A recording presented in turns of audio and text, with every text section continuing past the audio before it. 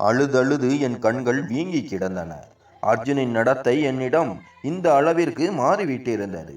ஒருவேளை அவன் என்னை நிரந்தரமாக விட்டு போய்விடுவானோ என்ற பயம் என் நெஞ்சை கவ்வியது. அர்ஜுன் மீது நான் வைத்திருக்கும் பாசம் அத்தகையது. அவன் இல்லாமல் நான் பிழைத்திருக்கவே முடியாது. ஆனால் என் கணவனாக இருந்தும் அவன் என்னை அருகில் வரவிடவில்லை. நான் ஏதோ தீண்டத்தகாதவள் போல என்னை தவிர்த்து ஓடினான். அவனுடைய அணைப்பிற்காக, அவனது அருகாமைக்காக நான் தவித்து போனேன். அர்ஜுனின் மார்பில் சாய்ந்து தூங்க வேண்டும். அவன் தன் கைகளின் வளையத்திற்குள் என்னை அணைத்து தன் காதலால் என்னை நனைக்க வேண்டும் என்று என் மனம் ஏங்கியது. பல இரவுகள் எனக்கு தூக்கமே வருவதில்லை. இன்றிரவும் அதே நிலைதான். நான் அர்ஜுனுக்கு அருகில் சென்றபோது அவன் என்னோடு நடந்து கொண்ட விதம் நான் கனவிலும் நினைத்து பார்க்க முடியாதது. அவன் என்னுடன் இன்று இரவு மிக கடுமையான மழை பெய்து கொண்டிருந்தது. எனக்கு ஆரம்பத்திலிருந்தே மழை என்றால் பயம். இடியின் பேரொளி என் இதயத்தை நடுங்க வைக்கும். அர்ஜுன் எதிரே இருந்த சோஃபாவில் அயர்ந்து தூங்கிக் கொண்டிருந்தான். தனியாக படுக்கையில் எனக்கு தூக்கம் வரவில்லை.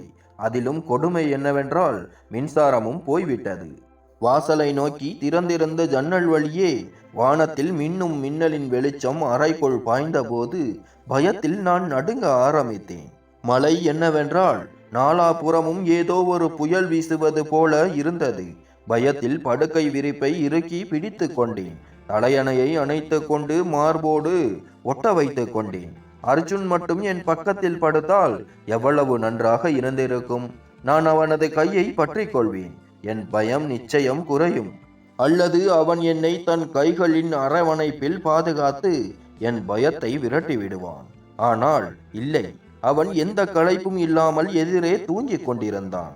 நான் காதலித்து திருமணம் செய்து கொண்ட கணவனாய் இவன், அல்லது எனக்காக அனைவருடனும் சண்டையிட்ட அதே அர்ஜுன் தானா இவன் என்று எனக்கு தோன்றவே இல்லை. அவனுக்கு என்ன நடந்தது? ஏன் என்னிடம் இருந்து விலகி ஓடுகிறான்? தன் காதலுக்கு என்னை அடிமையாக்கிவிட்டு இப்போது என்னிடம் என்ன பழி வாங்குகிறான்? ஏன் இந்த தனிமையின் தண்டனையை எனக்கு அளிக்கிறான்? இன்று என் பொறுமை எல்லை மீறியது. நான் எழுந்து சோஃபாவில் அர்ஜுனுக்கு பக்கத்தில் சென்று அமர்ந்தேன். நான் அவனை உலுக்கினேன். ஆழ்ந்த தூக்கத்தில் இருந்து விழித்தவன் என்னை பார்த்து திடுக்கிட்டு எழுந்து உட்கார்ந்தான். அவன் கேட்டான், என்ன விஷயம்? உனக்கு சும்மா இருக்க கூடாதா? நிம்மதியாக தூங்க கூட விடமாட்டாயா? நான் சொன்னேன், அர்ஜுன், எனக்கு மழை என்றால் பயம். அர்ஜுன் என் பேச்சை கேட்டு மிகவும் சலிப்புடன் என்னை பார்த்தான். அவன் சொன்னான், அதற்கு நான் என்ன செய்ய முடியும்? மழையை நிறுத்தும் சக்தி என்னிடம் இல்லையே. நான் கெஞ்சினேன். ஆனால் என் பக்கத்தின் படுக்கையில் வந்து படுத்து கொள்ளலாமே. என் பேச்சை கேட்டவன், முடியாது, என்னிடம் இருந்து எழுந்து போய் படுக்கையில் படு. இல்லையென்றால் நான் இந்த அறையை விட்டு வெளியே போய்விடுவேன் என்றான். நான் துயரத்துடன் கேட்டேன், உனக்கு என்னத்தான் ஆனது? ஏன் என்னிடம் இருந்து விலகி ஓடுகிறாய்? எனக்கு இந்த நேரத்தில் உன்னுடைய தேவை இருக்கிறது. என்னை உன் மார்போடு அணைத்துக்கொள். உனக்காக நான் எவ்வளவு நாளாக தவிக்கிறேன். 1 வருடம் கழித்து நீ வீட்டிற்கு வந்திருக்கிறாய். ஏன் என்னிடம் நெருங்க மறுக்கிறாய்? முன்பு உனக்கு ஒரு நாள் கூட என் இல்லாமல் ஓடாதே. இப்போது 1 வருடம் கழித்து வந்து ஒரு முறை கூட என் அருகில் வரவில்லையே. என் பேச்சை கேட்ட அர்ஜுன் சொன்னான், உன்னை எனக்கு பிடிக்கவில்லை. ஏனென்றால் உனக்காக என் தாய் தந்தையர் என்னை தனியே விட்டுவிட்டு போய்விட்டார்கள். நீ அவர்களை என்னிடமிருந்து பிரித்தது போல, நான் அவர்களை ஏங்குவது போல இப்போ நீ என் காதலுக்காக தவிப்பாய். ஒவ்வொரு நொடியும் நீ என் அன்புக்கு ஏங்குவாய். நான் கதறினேன். இதில் என் தவறு என்ன இருக்கிறது? இது நடப்பதை நான் விரும்பவில்லையே. உன் பெற்றோர் உன்னிடம் கோபித்துக் கொள்வதை நான் விரும்பவில்லையே. நான் உன் மீது எவ்வளவு அன்பு வைத்திருக்கிறேன் என்று உனக்கு நன்றாக தெரியும். அவன் சொன்னான், உன் காதல் தான் என்னை கெடுத்து விட்டது.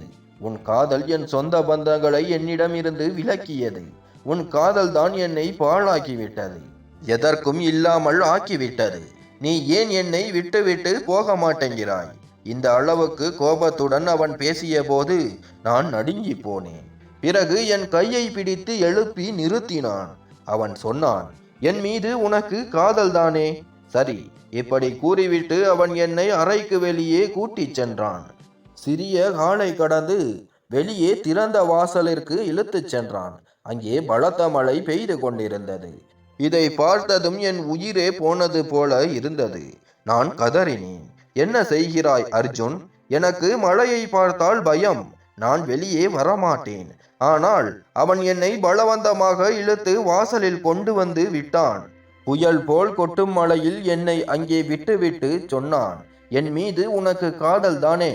எல்லா சோதனையும் நான் மட்டுமா தாங்க வேண்டும்? இன்று இந்த சோதனையை நீ தாங்க வேண்டும். என் காதலுக்கு நீ ஆதாரம் காட்ட வேண்டும். என் மீது உனக்கு காதல் இருந்தால் இந்த முழு இரவையும் இந்த மழையில் கழி. இப்படி சொல்லிவிட்டு என்னை அந்த வாசலிலேயே விட்டுவிட்டு அவன் உள்ளே போய்விட்டான். ஹாலின் கதவையும் சாத்தி பூட்டிவிட்டான். பயத்தில் இன்று நான் செத்து போவேன் என்று உணர்ந்தேன். இது என்ன சோதனை? இது என்ன பரீட்சை? நான் சுருங்கி அதே வாசலில் உட்கார்ந்து விட்டேன். இரவு முழுவதும் அந்த மழையில் நனைந்தேன். விம்மி விம்மி அழுதேன். நான் அர்ஜுன் மீது அளவு கடந்த அன்பு வைத்திருந்தேன். அவன் இல்லாமல் நான் மரித்து போயிருப்பேன். அவன் என்னை குதிக்க சொன்னால் நான் தீயிலும் குதிப்பேன். இது வெறும் மழை தானே? நான் யோசித்தேன். நான் அர்ஜுனை காதலித்ததை தவிர வேறு என்ன செய்தேன்? அவனிடமிருந்து நான் எதை பறித்து கொண்டேன்? அப்போது அவன் கூட எனக்காக எல்லாவற்றையும் செய்ய தயாராக இருந்தான்.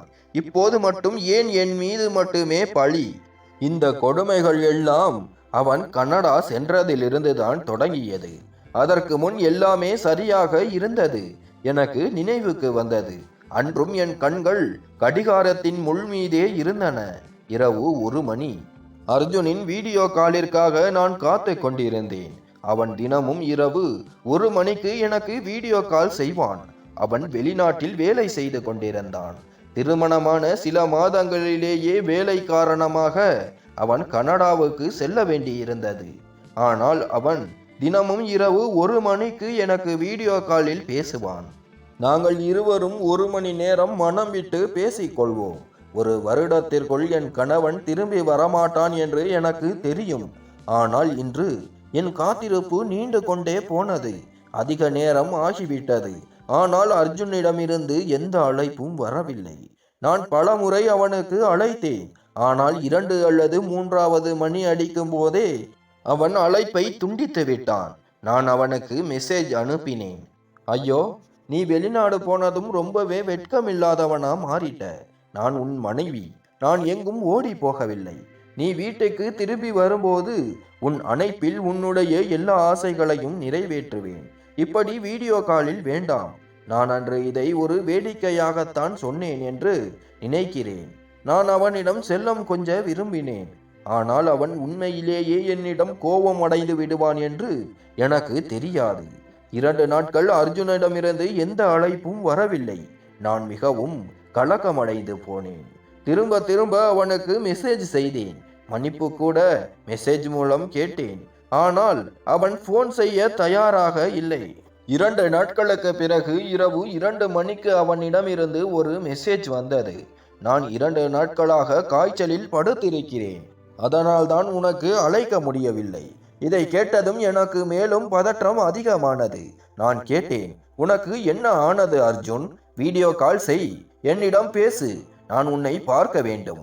அவன் சொன்னான், பவானி, காய்ச்சல் காரணமாக என்னால் பேச முடியவில்லை. தயவு செய்து 2-4 நாட்கள் எனக்கு ஓய்வு கொடு. பிறகு நான் உன்னிடம் பேசுகிறேன். இப்படி கூறிவிட்டு அதற்கு பின்னர் அவன் என் மெசேஜ்களுக்கு பதில் கூட அளிக்கவில்லை. இந்த 2-4 நாட்கள் நான் எப்படி துயரத்துடன் கழித்தேன் என்பது எனக்கு மட்டும்தான் தெரியும். எனக்கும் அர்ஜுனுக்கும் காதல் திருமணம். ஃபேஸ்புக்கில் எங்களுக்கு பழக்கம் ஏற்பட்டு பிறகு மெசேஞ்சரில் எங்கள் உரையாடல் தொடங்கியது. அங்கே நாங்கள் ஒருவருக்கொருவர் எங்கள் படங்களை அனுப்பி கொண்டோம். அதன் பிறகு அர்ஜுன் தன் வீட்டாரிடம் என் திருமண உறவுக்காக பேசினான். முதல் பிரச்சனையே அங்கிருந்து தான் ஆரம்பித்தது. அவர்கள் பளிச்சென மறுத்துவிட்டன. அர்ஜுனின் அம்மா சொன்னார், நான் எந்த விதமான வெட்டி பெண்ணுக்கும் என் மகனை திருமணம் செய்து வைக்க முடியாது. 2வது விஷயம் என்னவென்றால், நான் என் தோழியின் மகளை உனக்கு சிறு வயதிலேயே நிச்சயம் செய்து வைத்திருக்கிறேன். அர்ஜுனின் அம்மா தன் தோழியின் மகளை அவனுக்கு திருமணம் செய்து வைக்க விரும்பினார். ஆனால் அர்ஜுன் எனக்காக அனைவரிடமும் சண்டையிட்டான். அவன் உறுதியாக சொன்னான், நான் பவானியை மட்டும்தான் திருமணம் செய்வேன். இல்லையென்றால் வேறு யாரையும் திருமணம் செய்ய மாட்டேன். ஆனால் அவனது அம்மாவோ அல்லது அப்பாவோ இந்த உறவுக்கு சம்மதிக்கவே இல்லை. அர்ஜுன் என்னிடம் சொன்னான்.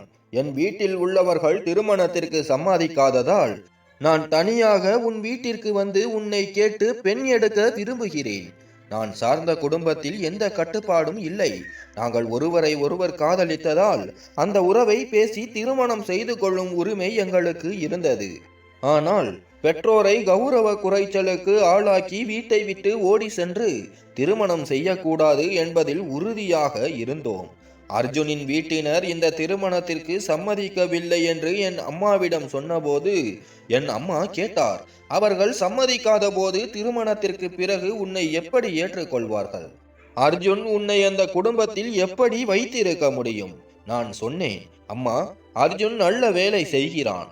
அவனுக்கு சொந்தமாக ஒரு பிளாட் கூட இருக்கிறது. அவன் என்னை ஒரு தனி வீட்டில் வைத்துக் கொள்ள விரும்புகிறான். சிறிது விவாதம் நடந்த பிறகு என் அம்மா இந்த உறவுக்கு சம்மதித்தார். அவர் எப்படி செய்தார் என்று எனக்கு தெரியவில்லை. என் அப்பாவையும் சம்மதிக்க வைத்து விட்டார். அடுத்த நாளே என் அம்மா, அர்ஜுனை நம்மை வந்து சந்திக்க சொல் என்று என்னிடம் கூறினார். நான் இந்த செய்தியை அர்ஜுனுக்கு தெரிவித்தேன். மறுநாளே அர்ஜுன் என் வீட்டிற்கு வந்து என் பெற்றோரை சந்தித்தான். என் அப்பா மிகவும் எளிமையாக அர்ஜுனுடன் என் திருமணத்தை நடத்தி வைத்தார். ஆனால் என் பெயரில் கணிசமான தொகையை சேமித்து வைத்தார். அந்த பணத்தை என் அப்பா என் திருமணத்திற்காக சேர்த்து வைத்திருந்தார். நான் அர்ஜுனுடன் தனி பிளாட்டில் வசித்து வந்தேன். நான் மிகவும் மகிழ்ச்சியாக இருந்தேன். அர்ஜுன் என் மீது அதிக அன்பு கொண்டிருந்தான். அந்த நாட்களில் நான் காற்றில் மிதந்து திரிவது போல உணர்ந்தேன். அர்ஜுனின் கண்ணுக்கு நான் சிறிதும் மறைந்து விட்டால் போதும், உடனே என்னை குரல் கொடுத்து அழைப்பான். அவன் சொல்வான், பவானி, நீ எப்பொழுதும் என் கண்களுக்கு முன்னாலேயே இருக்க வேண்டும். ஒரு நாள் அர்ஜுன் ஒரு செய்தியை சொன்னான். அதை கேட்டு நான் திகைத்து போனேன். அவன் சொன்னான், என் தாய் தந்தையர் என் அண்ணன் இருக்கும் சவுதிக்கு சென்று விட்டன. என் மீது கோபமாக இருந்ததால் இந்த நகரத்தை விட்டு சென்று விட்டார்கள். அவர்கள் நம் திருமணத்தை ஏற்றுக்கொள்வார்கள் என்று நான் நினைத்தேன். ஆனால் அவர்கள் என்னை சொத்திலிருந்தும் நீக்கிவிட்டார்கள். இந்த பிளாட்டும் அதில் அடங்கும். இது என் அம்மாவின் பெயரில் உள்ளது. அதனால் நாம் விரைவில் இந்த பிளாட்டை காலி செய்ய வேண்டும். இனிமேல் இந்த பிளாட்டில் எனக்கு எந்த உரிமையும் இல்லை. நான் கேட்டேன், அர்ஜுன், நாம் எங்கே போவோம்? அவன் சொன்னான், நானும் குழப்பத்தில் தான் இருக்கிறேன். என் சம்பளம் வாடகை வீட்டிற்கு கூட போதுமானதாக இல்லை. அதனால்தான் நான் அர்ஜுனுடன் என் தாய் வீட்டிற்கு திரும்ப வேண்டி இருந்தது. ஆனால் சில நாட்களிலேயே என் அம்மா என்னிடம் பேச ஆரம்பித்தார். இந்த மாதிரி திருமணங்கள் அதிக காலம் நீடிப்பதில்லை. நீ யோசித்து முடிவெடுத்திருக்க வேண்டும். இப்போது என்ன, நாங்கள் உன் கணவரையும் பேண வேண்டுமா? பவானி, உன்னை உன் தாய் வீட்டிலேயே உட்கார வைத்து எங்களால் சோறு போட முடியாது. உன் தங்கைகள் இருக்கின்றார்கள். அவர்களது எதிர்காலத்தை பற்றியும் நாங்கள் சிந்திக்க வேண்டும். உன் பொறுப்பை உன் கணவன் மேல் போடுவது நல்லது. இந்த விஷயத்தை நான் அர்ஜுனிடம் சொன்னபோது அவன் சம்மதித்தான். அவன் சொன்னான், நான் ஒரு சிறிய வாடகை வீட்டை கண்டுபிடிக்கிறேன். ஆனால் நீ என் சம்பளத்தில் தான் சமாளிக்க வேண்டும். நான் என் பெற்றோர் வீட்டில் மிகவும் ஆடம்பரமான வாழ்க்கையை வாழ்ந்து கொண்டிருந்தவள். ஆனாலும் நான் அர்ஜுனிடம் நம்பிக்கை கொடுத்தேன். நான் உன் சம்பளத்தில் உன்னோடு சமாளித்துக் கொள்வேன். பிறகு அர்ஜுன் ஒரு சிறிய வீட்டை வாடகைக்கு எடுத்தான். நானும் அவனுடன் அந்த சிறிய வீட்டில் வாழ ஆரம்பித்தேன். ஒரு முறை அர்ஜுன் என்னிடம் சொன்னான், நான் இந்தியாவில் இருந்து கொண்டே என் சொந்த வீட்டை ஒருபோதும் கட்ட முடியாது. அதனால் நான் வெளிநாட்டில் வேலைக்கு விண்ணப்பித்தால் ஒரு சிறிய 2 அறைகள் கொண்ட பிளாட்டாவது வாங்க முடியும். நானும் இந்த யோசனைக்கு சம்மதித்தேன். அடுத்த மாதமே அர்ஜுனுக்கு கனடாவில் வேலை கிடைத்தது. அவனது விசா மற்றும் டிக்கெட்டை கூட அந்த நிறுவனமே அனுப்பியது.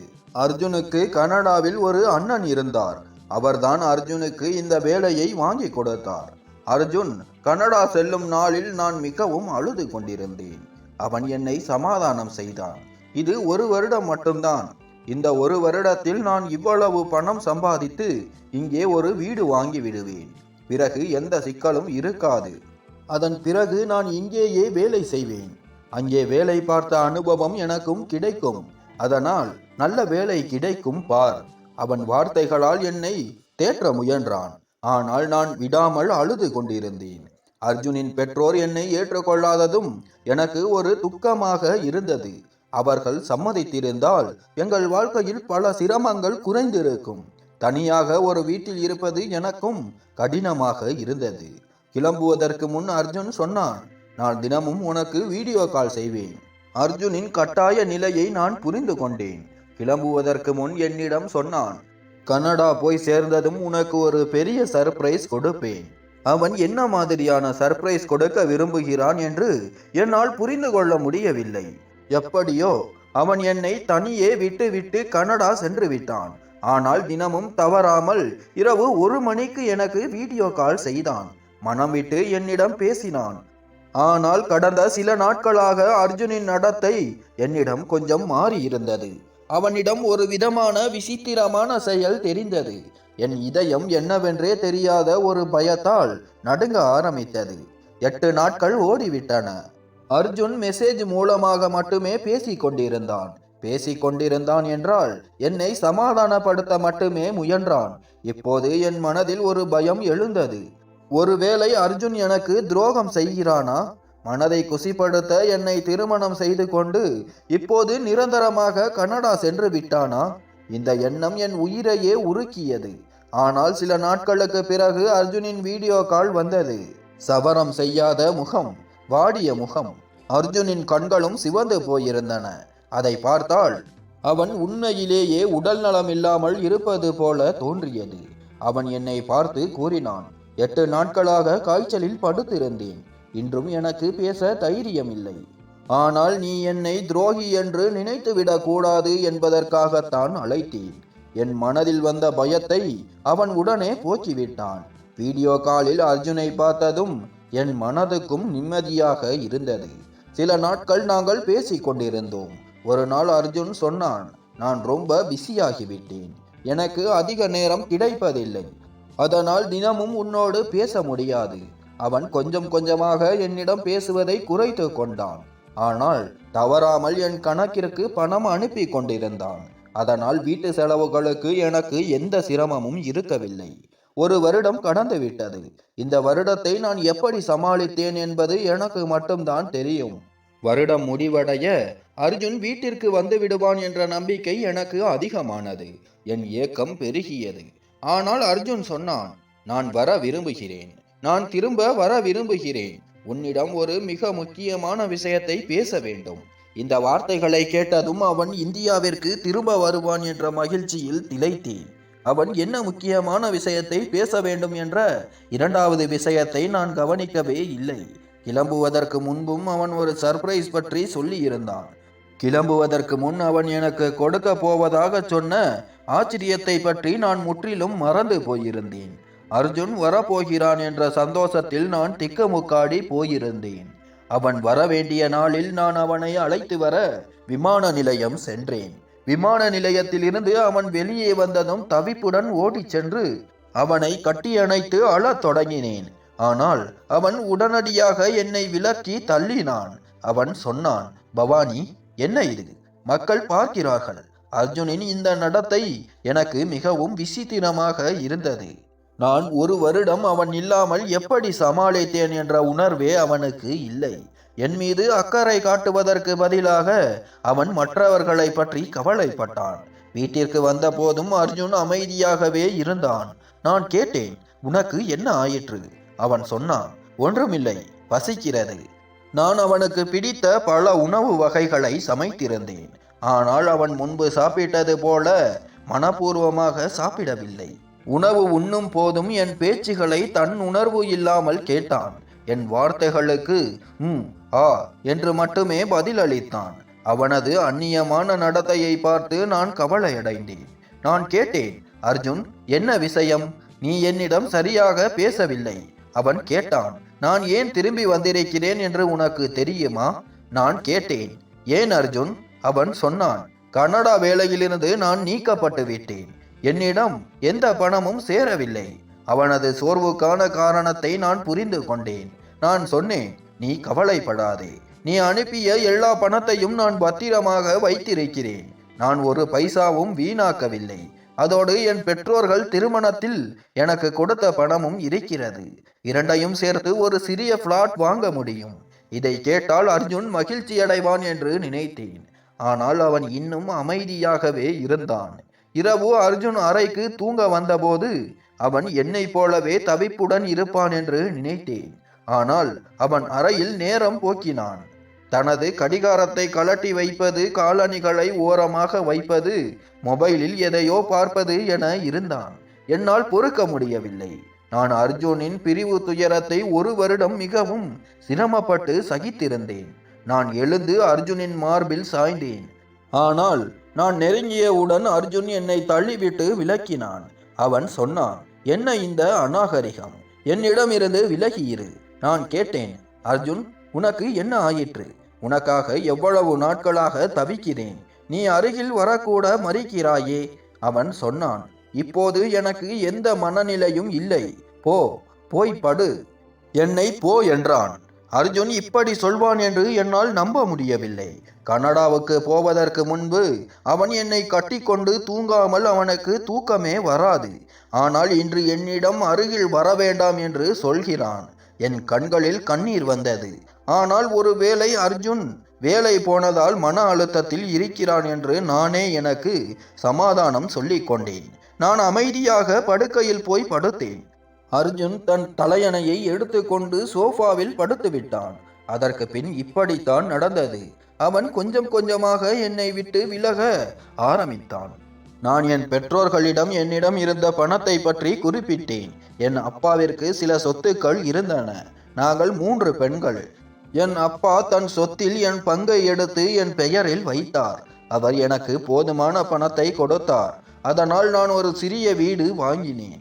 இப்போது அர்ஜுன் மகிழ்ச்சி அடைவான். என்னுடன் ஒரு மகிழ்ச்சியான வாழ்க்கையை வாழ்வான் என்று நினைத்தேன். ஆனால் அவன் திரும்பி வந்தது முதல் என்னை தவிர்த்து வந்தான். என் அருகில் வரவில்லை. எனக்கு வேறு ஏதோ நடக்கிறது என்று தோன்றியது. அவன் என்னிடம் எதையோ மறைக்க முயல்கிறான். ஒருவேளை அவன் தன் பெற்றோரின் கோபத்தை உணர்கிறானோ?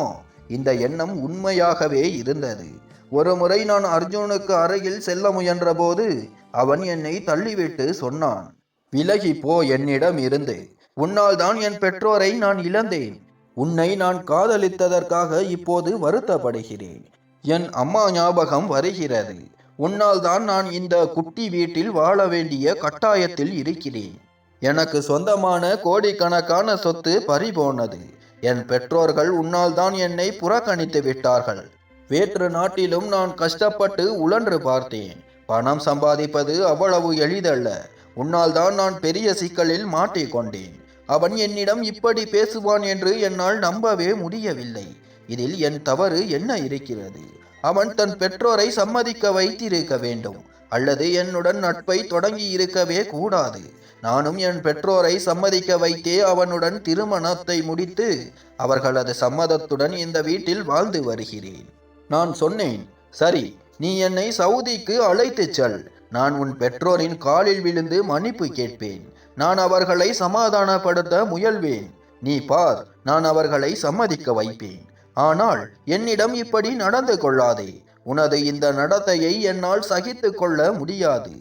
நான் உன்னை மிகவும் நேசிக்கிறேன், அது உண்மை. அர்ஜுனின் அலட்சியத்தை என்னால் தாங்கிக் கொள்ள முடியவில்லை. ஏனென்றால் நான் அவனை அளவுக்கு அதிகமாக காதலித்தேன். அர்ஜுன் சொன்னான், என் பெற்றோர்கள் என்னுடன் சம்மதிக்கும் வரை நான் உன்னிடமிருந்து என் நடத்தையை மாற்ற முடியாது. தயவு செய்து என்னை ஒட்டிக்கொள்ள முயல வேண்டாம். எனக்கு உன்னை கண்டால் அருவருப்பாக இருக்கிறது. அர்ஜுனின் இந்த வார்த்தையை கேட்டு நான் துடித்து போனேன். நான் மனதளவில் மிகவும் பாதிக்கப்பட்டேன். அவன் சொன்னான், கடவுளுக்காக என்னிடம் இருந்து விலகி இரு. என் அருகில் வர முயற்சி செய்யாதே. நீ என் அருகில் வர முயலும் போதெல்லாம் என் பெற்றோரின் ஞாபகம் வருகிறது. அவன் பேச்சை கேட்டு நான் கடுமையாக பாதிக்கப்பட்டேன். இனிமேல் அவன் என்னை பழையது போல கவனித்துக் கொள்வதில்லை. என் மீது அவனுக்கு எந்த கவலையும் இல்லை. காலையில் எழுந்தவுடன் வேலைக்கு சென்று விடுவான். மாலையில் திரும்பி வந்து சாப்பிட்டு விட்டு நண்பர்களுடன் வெளியே சென்று விடுவான். இரவு 1 மணிக்கு, சில சமயம் 2 மணிக்கு வீட்டிற்கு வருவான். தலையணையை எடுத்துக்கொண்டு சோபாவில் படுத்து விடுவான். கனடாவில் இருந்து திரும்பியது முதல் அவனது நடத்தை அப்படித்தான் இருந்தது. நான் அர்ஜுனிடம் அவனுடைய பெற்றோரின் தொலைபேசி எண்ணை கேட்கலாம் என்று நினைத்தேன். அவர்களுடன் பேசி பார்க்கலாம் என்று எண்ணினேன். ஆனால் அவன் தொலைபேசி எண்ணை கொடுக்கவும் தயாராக இல்லை. ஒரு இரவு பலத்த மழை பெய்தபோது அர்ஜுன் என்னை வாசலில் நிற்க வைத்தான். என் காதலுக்கு தண்டனை கொடுக்க ஆரம்பித்தான். எனக்கு மழை என்றால் பயம். ஆனாலும் நான் மலையில் நின்று கொண்டிருந்தேன். பிறகு ஒரு முறை பலமாக இடி இடித்த போது என் பயத்தில் நான் மயங்கி விழுந்தேன். எனக்கு உணர்வு வந்தபோது அவன் என் அருகில் அமர்ந்து அழுது கொண்டிருந்தான். நான் கண் விழித்ததை பார்த்தவன் சொன்னான், என்னை மன்னித்து விடு பவானி. என்னால் இதற்கு மேல் இந்த நாடகத்தை தொடர முடியாது. நானே பெரிய சிக்கலில் மாட்டிக்கொண்டேன். நான் கேட்டேன், என்ன சொல்கிறாய் அர்ஜுன்? அவன் சொன்னான், உன் அர்ஜுன் இறந்து விட்டான் பவானி. நான் அர்ஜுன் இல்லை. இதை கேட்டதும் என் மூளை கடுமையாக சுழன்றது. அவன் சொன்னான், நான் அர்ஜுனின் இரட்டை சகோதரன். என் பெயர் பிரபாத். நான் கடந்த 3 வருடங்களாக கனடாவில் வேலை செய்து கொண்டிருந்தேன். நான் தான் அர்ஜுனை கனடாவுக்கு அழைத்தேன்.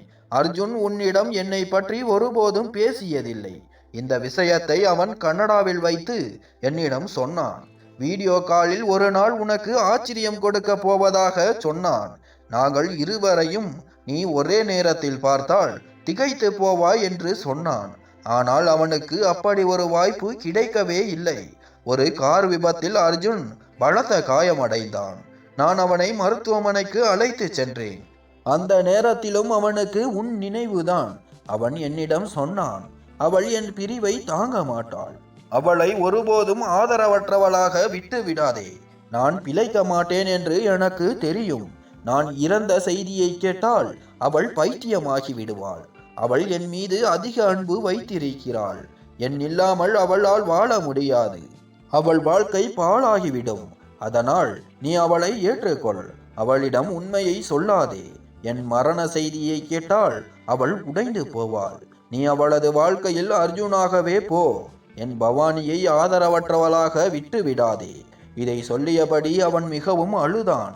அவன் சொன்னான், அதனால்தான் நான் உன்னிடம் அர்ஜுனாக பேச ஆரம்பித்தேன். பலமுறை உன்னிடம் உண்மையை சொல்ல விரும்பினேன். ஆனால் தைரியம் வரவில்லை. அதனால் இந்தியாவிற்கு வந்து உண்மையை சொல்லலாம் என்று நினைத்தேன். ஆனால் விமான நிலையத்தில் நீ பைத்தியம் போல என் கழுத்தை கட்டி அணைத்த போது, 1 வருட அர்ஜுனின் பிரிவால் நீ விம்மி அழுத போது உன்னிடம் எப்படி சொல்வது என்று நான் பயந்து போனேன். நான் எப்போதெல்லாம் உன்னிடம் உண்மையை சொல்ல விரும்புகிறேனோ அப்போதெல்லாம் நீ அர்ஜுன் மீது வைத்திருக்கும் அன்பை பார்த்து என் உதடுகள் ஊமையாகிவிடும். அதனால்தான் நான் உன்னிடம் மோசமாக நடந்து கொண்டால் உனக்கு அர்ஜுன் மீது வெறுப்பு ஏற்பட்டு நீ விவாகரத்தை கேட்பாய் என்று நினைத்தேன். ஆனால் நீ ஒவ்வொரு சோதனையிலும் வெற்றி பெற்றாய். எனக்கு மேலும் சிக்கல்களை உருவாக்கினாய். இந்த மலையில் கூட இரவு முழுவதும் நனைந்தாய். அதனால் என்னால் உன்னிடம் இதற்கு மேல் துரோகமும் நாடகமும் செய்ய முடியாது. நான் இதயம் பிசைய இந்த கதைகளை கேட்டு கொண்டிருந்தேன். பிறகு நான் மயங்கி விழுந்தேன். சிறிது நேரம் கழித்து எனக்கு உணர்வு வந்தபோது அர்ஜுன் அர்ஜுன் என்று கூவ ஆரம்பித்தேன். என் அர்ஜுன் துரோகி இல்லை. அவன் என் மீது அன்பு வைத்திருந்தான். கடைசி நேரத்திலும் என் கவலையைத்தான் அவன் கொண்டிருந்தான். நான் சற்று தெளிவடைந்த போது அர்ஜுனின் சகோதரன் பிரபாத் சொன்னான், உனக்கு சம்மதம் இருந்தால் நான் உனக்கு ஆதரவு கொடுக்க தயாராக இருக்கிறேன். உன்னை திருமணம் செய்து கொள்ள தயாராக இருக்கிறேன். நான் பிரபாத்தை பார்த்தேன். அவன் அர்ஜுனை போலவே இருந்தான். அவன் அர்ஜுன் இல்லை என்று யாராலும் சொல்ல முடியாது. நானும் ஏமாந்து போனேன். இவன் அர்ஜுன் இல்லை என்று என்னால் கண்டுபிடிக்கவே முடியவில்லை. எத்தனை முறை நான் அவன் அருகில் செல்ல முயன்றேன். ஒரு சில முறை அவனை பலவந்தமாக கட்டியணைத்த போதும் அவன் அர்ஜுன் இல்லை என்று நான் உணரவில்லை. பிரபாத்தின் நேர்மையை பற்றி நான் பெருமைப்பட்டேன். அவன் ஒரு முறை கூட என்னை பயன்படுத்தி கொள்ள முயற்சிக்கவில்லை. ஆனால் நான் பிரபாத்தை மறுத்துவிட்டேன். நான் சொன்னேன், நான் என் கணவருக்கு துரோகம் செய்ய முடியாது. பிரபாத் சொன்னான், இல்லை, அவன் இறப்பதற்கு முன் என்னிடம் உன்னை ஏற்றுக்கொள் என்று சொன்னான். இது அவனின் கடைசி ஆசை. ஆனால் நான் மறுத்துவிட்டேன். அர்ஜுனின் இடத்தில் வேறு யாரையும் என்னால் வைக்க முடியவில்லை. நான் என் தாய் வீட்டிற்கு சென்றேன். என் பெற்றோர்களுக்கு உண்மையை தெரிவித்த போது அவர்களும் சொன்னார்கள், நீ எப்படி உன் வாழ்நாள் முழுவதும் அர்ஜுனின் பெயரில் வாழ முடியும்? மேலும் அர்ஜுனின் கடைசி ஆசையே நீயும் பிரபாத்தும் இணைய வேண்டும் என்பதுதானே. நீ உன் முடிவை பற்றி ஒரு முறை சிந்திக்க வேண்டும். என் பெற்றோரின் பேச்சை கேட்டு நான் அமைதியாக இருந்தேன். என் காயம் இன்னும் ஆறவில்லை. என்னால் எந்த முடிவும் எடுக்க முடியவில்லை. நான் பிரபாத்தை விட்டு என் தாயார் வீட்டிற்கு வந்தது முதல் ஒரு முறையாவது பிரபாத்தை பார்க்க வேண்டும் என்று என் மனம் ஏங்கியது. ஏனென்றால் பிரபாத்திடம் அர்ஜுனின் சாயல் தெரிகிறது. அவன் அர்ஜுனை போலவே இருந்தான். அவனை பார்க்கும்போது என் மனதிற்கு சிறிது நிம்மதி கிடைத்தது. பிரபாத்தும் என்னுடன் தொலைபேசியில் பேசுவான். அவனது பேச்சில் ஒருவித உரிமை இருந்தது. ஒருவேளை இத்தனை நாட்கள் என்னுடன் இருந்ததால் அவனுக்கும் என் மீது பாசம் ஏற்பட்டிருக்கலாம். ஆனால் நீங்கள் சொல்லுங்கள், இறக்கும் வரை என் மீது அன்பு வைத்திருந்த, என் மீது அக்கறை கொண்டிருந்த என் கணவன் அர்ஜுனுக்கு நான் துரோகம் செய்ய முடியுமா? நான் ஏன் அவன் பெயரில் என் வாழ்நாள் முழுவதும் வாழ முடியாது? நீங்கள் எனக்கு சொல்லுங்கள், நான் என்ன செய்ய வேண்டும்? அர்ஜுனின் கடைசி ஆசையை மதித்து நான் பிரபாத்தை ஏற்றுக்கொள்ள வேண்டுமா? உங்கள் கருத்தை தெரிவியுங்கள். இத்துடன் கதை முடிந்தது. கதை பிடித்திருந்தால் லைக் மற்றும் சப்ஸ்கிரைப் செய்யவும். நன்றி.